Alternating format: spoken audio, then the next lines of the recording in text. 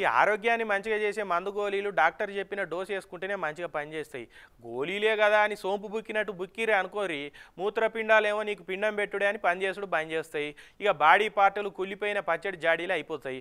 గట్లనే టెక్నాలజీ ఎక్కువైనా కూడా నాశనం అవ్వడు ఖాయమే అనిపిస్తుంది.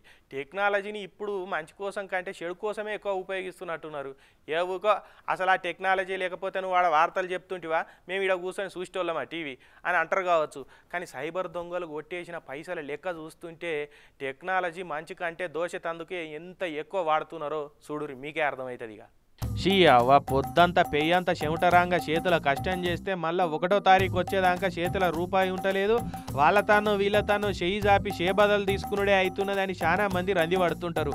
ఇసొంటోళ్ళ కష్టాన్ని కూడా కళ్ళు మూసి తెరిచే లోపట్నే గద్దెత్తుకపోయినట్టే ఎత్తుకపోతున్నారు కంప్యూటర్ వెనక కట్టకలు ఒత్తుకుంటా కూర్చున్న సైబర్ దొంగలు. పార్సిల్ వచ్చినాయి, అందులో డ్రగ్స్ ఉన్నాయి, పోలీస్ కేసు అయింది, మిమ్మల్ని డిజిటల్ అరెస్ట్ చేస్తున్నాం, దాంట్లో మీ పేరు తీయాలంటే పైసలు ఇయ్యుర్రి అని బెదిరించి అకౌంట్లు ఊడుస్తున్నారు.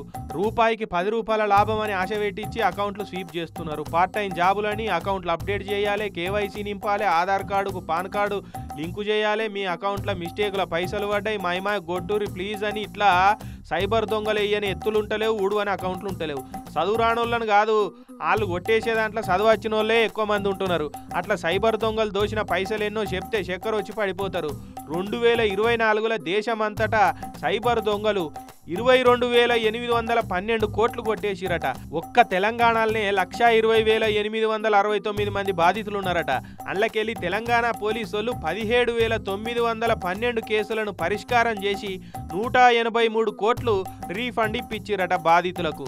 1,20,000 మందిని దోస్తే ఉత్త 17,912 మందికి మాత్రమే పోయిన పైసలు వాపసు వచ్చినాయన్నట్టు.